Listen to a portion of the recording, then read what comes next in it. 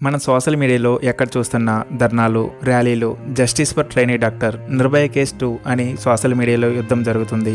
అసలు జనాభా పరంగా ప్రపంచంలోనే నెంబర్ 1గా ఉన్న మన దేశం, మహిళలు, పురుషులు సమానం అనే మన దేశంలో ఢిల్లీలో జరిగిన నిర్భయ ఘటన దేశం మొత్తం షాక్కి గురి చేస్తే, ఇప్పుడు కలకత్తాలో జరిగిన జూనియర్ ట్రైనీ డాక్టర్ కేసు మరోసారి మన దేశంలో మహిళలకు రక్షణ లేదు అనే నినాదంతో మరలా లేవనెత్తుంది. అసలు వెస్ట్ బెంగాల్కి సీఎంగా ఉన్న మమతా బెనర్జీ చట్టాన్ని అమలు చేయాల్సింది పోయి సీఎం పదవిలో ఉండి ధర్నాకు దిగడం పెద్ద రచ్చకు దారితీసింది.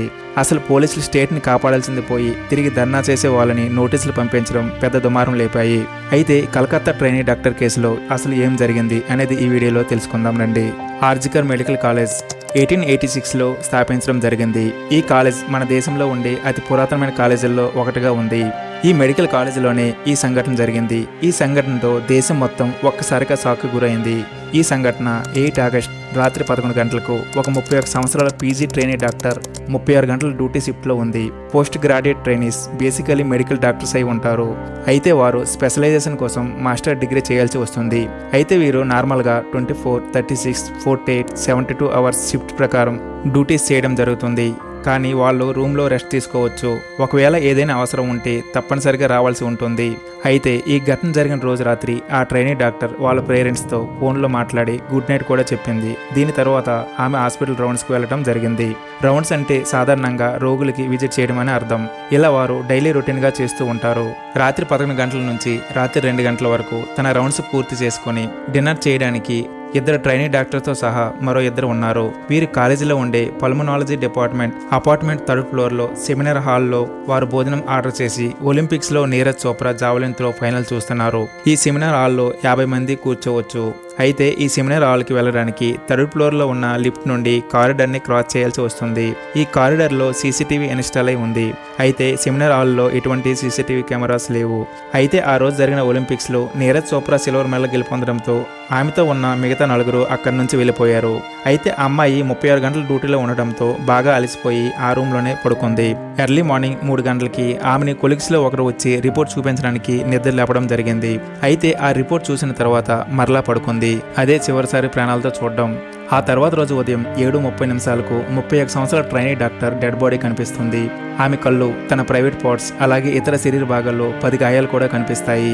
దాని తర్వాత అదే రోజు 10:53 నిమిషాలకు హాస్పిటల్ యొక్క అసిస్టెంట్ సూపరింటెండెంట్ ఆ అమ్మాయి వాళ్ళ పేరెంట్స్కి ఫోన్ చేసి మీరు తొందరగా రండి, మీ అమ్మాయి ఆరోగ్యం బాగాలేదు అని చెప్పడం జరుగుతుంది. తర్వాత 11:15 నిమిషాలకు అదే వ్యక్తి వాళ్ళ పేరెంట్స్ ఫోన్ చేసి మీ అమ్మాయి సూసైడ్ చేసుకుంది అని చెప్పడం జరుగుతుంది. అమ్మాయి పేరెంట్స్ హాస్పిటల్ దగ్గరకు వచ్చిన తర్వాత కూడా వాళ్ళకి 3 గంటల సేపు లోపలికి అనుమతి ఇవ్వలేదు.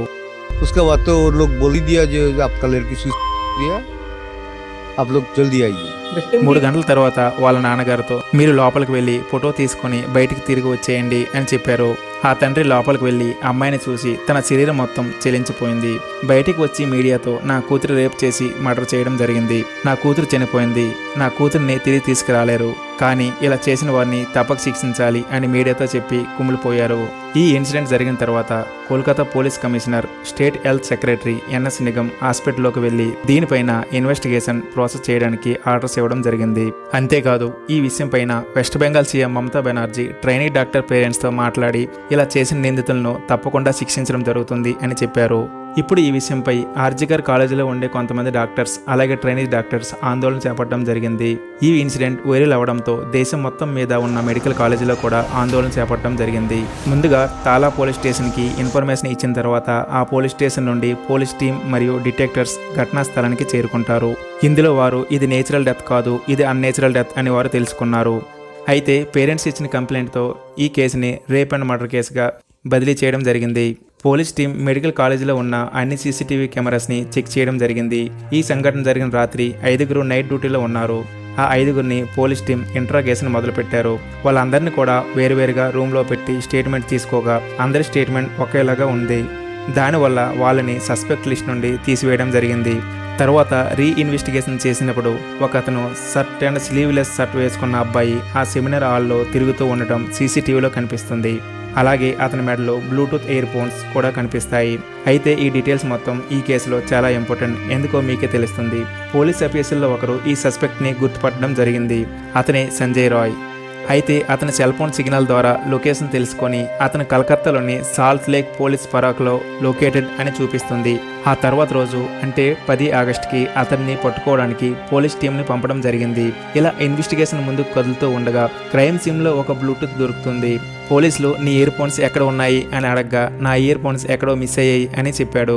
క్రైమ్ సీన్లో దొరికిన ఇయర్ ఫోన్స్ను పోలీసులు సంజయ్ ఫోన్ని కనెక్ట్ చేయగా వెంటనే కనెక్ట్ అవ్వడం జరిగింది.